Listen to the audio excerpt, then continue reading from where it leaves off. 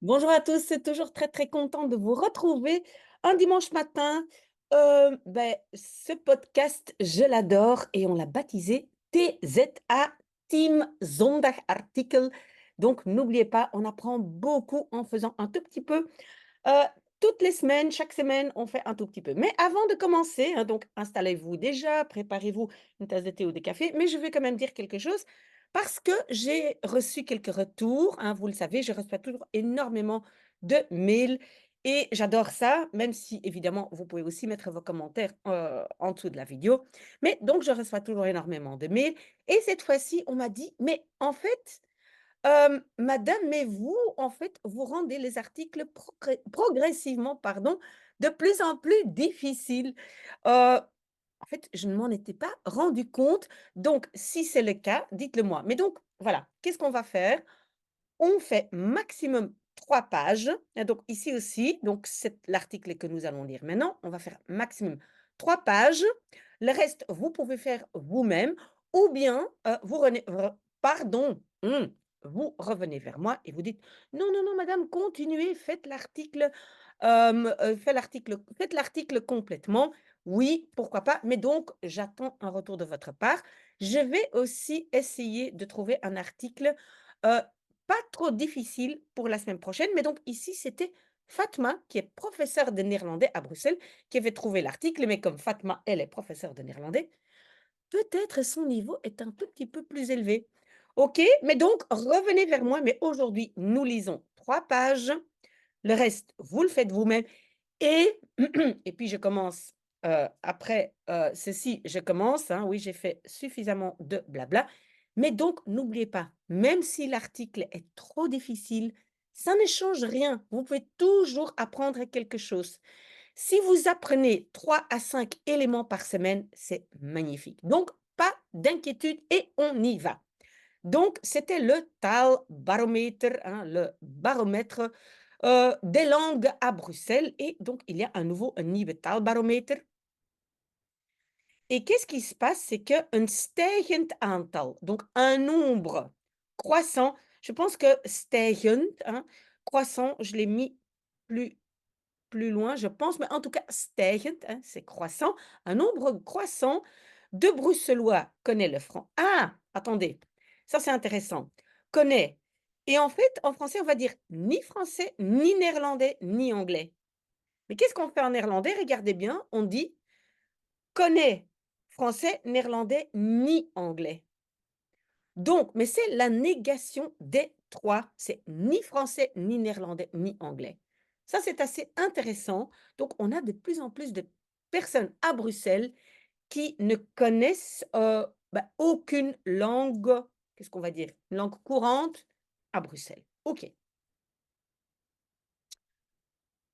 L'évolution cosmopolitique et l'internationalisation de Bruxelles. Verder gaan et on a le verbe verder gaan, continuer, mais en néerlandais, c'est une particule séparable, verder, hein. Pardon, gestaag, continue. Gestaag, ça veut dire progressivement, petit à petit. Ça, c'est gestaag. OK. Le nombre de Bruxellois qui ne connaît à aucune des 2 Landstalen, hein, langue des pays. Ici, alors, on parle de français, néerlandais qui sont les 2 langues officielles à Bruxelles, ni l'anglais augmente. Pardon. Donc stijgen, vous peut-être vous allez me poser la question, c'est quoi la différence entre verhogen et stijgen? Verhogen, c'est quelque chose qui est comme vraiment augmenté, voilà, de là à là. Alors que stijgen, c'est plus, gestaag, hein, plus progressif, OK? Ceci est inquiétant, zorgwekkend. Wekken, ça veut dire, provoquer de l'inquiétude. C'est inquiétant. Où sont mes traductions? Ah, sur l'autre page, je vais faire comme ça alors. Voilà. Déjà depuis 25 ans, la VUB, donc c'est l'université flamande à Bruxelles pour ceux qui ne sont pas, belges, onderzoekt, c'est faire des recherches, vous le voyez ici, fait des recherches,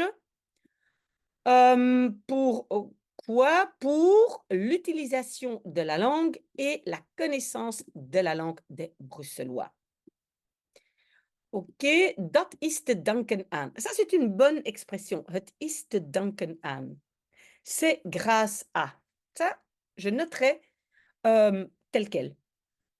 Donc, c'est grâce au sociolinguiste Wellen Rudy Janssens. Donc, Wellen, ça veut dire le défunt. Donc, ça veut dire que il est mort.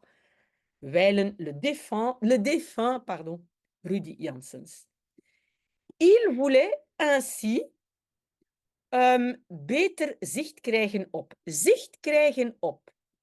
Zicht krijgen op, ça veut dire avoir une vue plus globale. Qu'est-ce que j'ai marqué? Oui, avoir une vue plus globale sur. Il voulait avoir un beter zicht, une meilleure vue globale des différentes langues qui sont parlées ici. Oui, nous avons une construction passive. Vous voyez, die worden gesproken. Oui, et vous le savez, ici, souvent, en français, on va utiliser l'expression avec on. Donc, qu'on parle. Die worden gesproken. C'est baromètre opeenvolgend, successif. Et le verbe, c'est zouden doorprikken. Doorprikken, c'est percer, hein, percerait l'image. Donc, en fait, oui, percerait, c'est un peu, on a l'idée d'un ballon qui est, pardon, qui dégonfle, hein, qui est percé, qui dégonfle. Donc, percerait l'image van het Frans, hein, du français, en tant que langue dominante dans la capitale. Donc, voilà. Le français est de moins en moins la langue dominante à Bruxelles. Brussel is vooral een stad van vele talen. Donc, Bruxelles est surtout une ville de beaucoup de langues. OK, et j'ai mis, ah oui, fortement. Donc, stevig doorprikken. Donc, diminuer cette image fortement, cette image de français comme langue dominante. OK. Voilà. Le 5e baromètre, est-ce que je peux agrandir un tout petit peu? Le 5e, oui, baromètre qui a été présenté cette semaine. Vous voyez à nouveau, hein, construction passive qui a été présentée cette semaine, confirme cette thèse. La diversité linguistique neemt fors toe. Fors toenemen. Toenemen, c'est augmenter ou accroître, hein, comme on a vu, augmenter, accroître.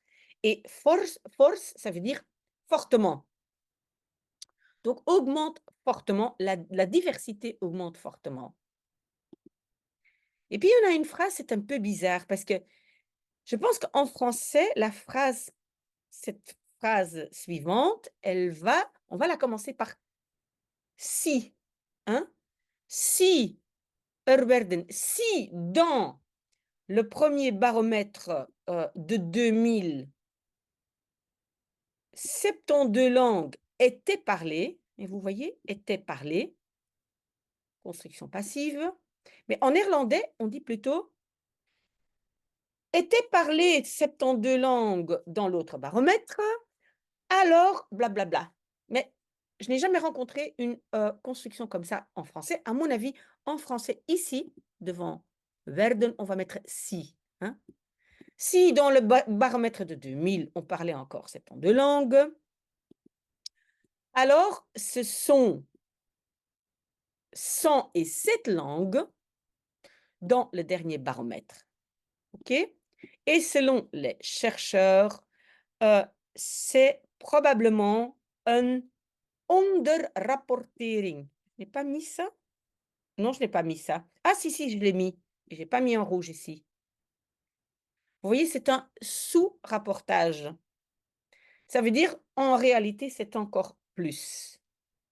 OK, donc je dois mettre ceci en rouge après la vidéo. OK. Tegelijk. En même temps, oui, pourquoi je l'ai mis en rouge? Parce que sûrement, vous avez appris tegelijkertijd. Oui, c'est bien tegelijkertijd, mais c'est un peu plus long. Et parfois, tegelijk, en fait, c'est la même chose. En même temps. Et on a de nouveau toenemen, hein, accroître. Qu'est-ce qui augmente? C'est l'internationalisation. Dans les derniers baromètres linguistiques, le néerlandais devait opgeven. Opgeven, ça veut dire je laisse tomber, devait laisser tomber, abandonner sa deuxième place, comme ou en tant que de meest gesproken taal, la langue la plus parlée avant l'anglais. D'accord? Donc le néerlandais était avant l'anglais. Mais dit, c'est celui-ci, pardon, donc c'est l'anglais, gagne à importance. Aan belang winnen. Ça, c'est aussi très, très important comme petite construction. Winnen aan belang. Gagner en importance. Maar liefst, pas moins de. Mais vous voyez, en néerlandais, on dit tout à fait autre chose. Maar liefst, que de préférence. Mais ça veut dire pas moins de. Notez cette expression. Si vous utilisez ça, maar liefst, ça va vraiment, vraiment embellir votre néerlandais. Donc, pas moins de 47% des Bruxellois rapportent parler l'anglais. Et donc, c'est à chaque fois les gens qui le disent. D'accord? On n'a pas testé leur anglais. Ils disent, OK, je parle anglais. 47%, c'est beaucoup, hein? En 2000, c'était uniquement 33%. Donc, de plus en plus de Bruxellois disent qu'ils parlent anglais. OK? Opvallend, remarquable. Qu'est-ce qui est très remarquable? Et à nouveau, on a cette construction où, je pense, en français, on va mettre un si devant. Donc, si le français était, dans le premier baromètre, quasiment haast. Haast, je vais dire aussi un peu comme pressé. Mais ici, haast, c'est un synonyme de bijna. Moi, vous ne devez pas le connaître, peut-être passivement. Donc, le français était quasiment connu par chaque Bruxellois. Alors, aujourd'hui, ce n'est que 81%.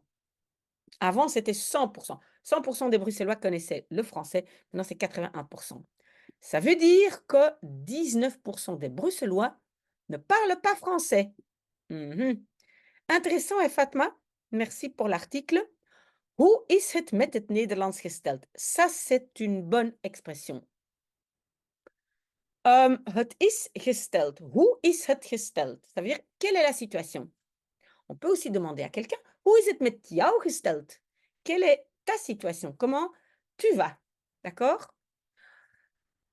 Pardon, hoe is het met het Nederlands gesteld? Donc, ça vaut la peine de noter cette expression. OK. Je vais un peu bouger le petit cadre. C'est aussi toujours uitkijken, faire attention. Uitkijken, on dit aussi kijk uit, attention. C'est la même chose que oppassen, c'est la même chose que opletten. Donc voilà, donc vous pouvez, si vous ne voulez pas mémoriser uitkijken, oppassen, opletten est bien aussi. Donc toujours faire attention à hoe het met het Nederlands is gesteld. Donc, quelle est la situation du néerlandais? Die kennis gaat er op achteruit. Et puis, je l'ai mis ici. Achteruit gaan op, se détériorer. Het gaat achteruit. Het gaat erop achteruit. Donc, en fait, se détériore. Donc, la connaissance du néerlandais, exactement comme le français, se détériore. Donc, en fait, la connaissance, on va dire, diminue. Dans le premier baromètre de 2000, 33% disaient parler néerlandais.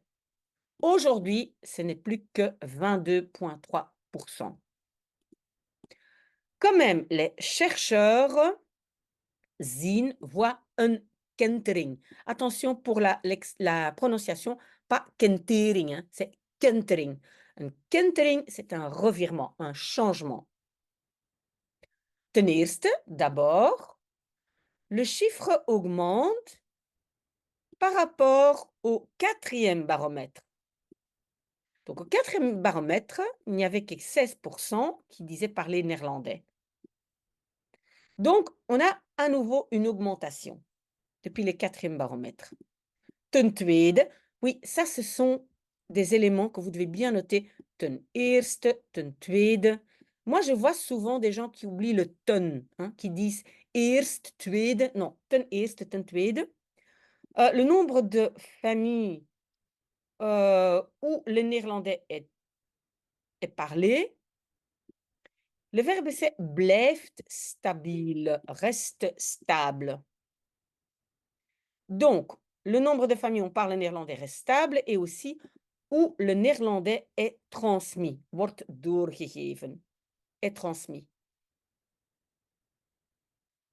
Ce qui, wat wijst op, wijzen op, ça c'est une partie, wijzen op, ça veut dire indiquer, ce qui indique, et ça c'est très joli aussi, een mate van, un degré de. Très joli, si vous pouvez ajouter ça dans votre néerlandais. Un degré de taalbehoud. Donc, ça indique un degré de behoud, maintien de la langue, selon les chercheurs. Donc, le néerlandais a diminué depuis le 1er baromètre, mais augmente à nouveau après le 4e. Ça, c'est le message. OK? Le fait que nog steeds veel. Oui, donc il y a encore toujours beaucoup de néerlandophones de Flandre qui viennent habiter à Bruxelles. Et ça, c'est une des raisons, et aussi le succès de l'enseignement néerlandophone. Ça, c'est vrai, les écoles néerlandophones à Bruxelles ont énormément de succès et c'est très, très difficile pour avoir une place. Zijn daarmee de oorzaak van. Daarvan, en sont la cause. Le en, donc de cela, sont la cause de cela, ça c'est le daarvan. Hein, les fameux adverbes pronominaux, pas facile. Hein? Mais ici, ça veut dire aussi. C'est pas d'armée. Ici, mais veut dire aussi, sont une cause avec cela. OK? Donc, j'espère que vous avez bien décortiqué la phrase. Le mais, vous pouvez l'enlever si vous voulez, mais pas le daarvan. Le daarvan, c'est en. En sont la cause. OK? Donc, deux causes. Les Flamands continuent à venir vers la capitale. Et deuxièmement, le succès de l'enseignement néerlandophone, c'est vrai, très, très populaire. OK. Dramatique, het is gesteld. Hein? Donc, rappelez-vous de cette expression. Hoe is het gesteld met? C'est quoi la situation? Encore ici, donc la situation est dramatique. Qu'est-ce qui est dramatique? La situation de l'acquisition. Pourquoi j'ai marqué ici? Non, pas de verwerving. C'est l'acquisition, pardon, du néerlandais dans l'enseignement francophone à Bruxelles. C'est ça que moi j'aimerais changer, mais je n'ai toujours pas de nouvelles de Madame la ministre depuis maintenant 3 ans que j'ai demandé d'ouvrir une école où les langues primeraient. Mais non, désolée pour cette interjection. Mais donc, ça, c'est pas bien. Des Bruxellois qui sont allés naar school gingen, qui sont allés à l'école dans l'enseignement francophone à Bruxelles, dit uniquement 6,5% connaître le néerlandais. Donc, on n'a pas testé le néerlandais. On a demandé donc aux Bruxellois qui vont à l'école dans l'enseignement francophone, est-ce que vous parlez néerlandais? Et il y a uniquement 6,5% qui a dit oui. Et en 2000, c'était encore 20% qui disaient maîtriser le français. Le néerlandais, pardon. C'est 6,5%. Et maintenant, nous avons une expression intéressante. Staat in schril contrast met. Donc, staat in contrast met, je pense que ça vous comprenez, en contradiction avec. Mais schril, c'est totalement, vraiment très, très grand contraste avec. En totale contradiction avec ou en total contraste avec. Avec celui qui School heeft gelopen. Oui, on peut dire school lopen, aller à l'école. Ceux qui sont allés à l'école dans l'enseignement néerlandophone.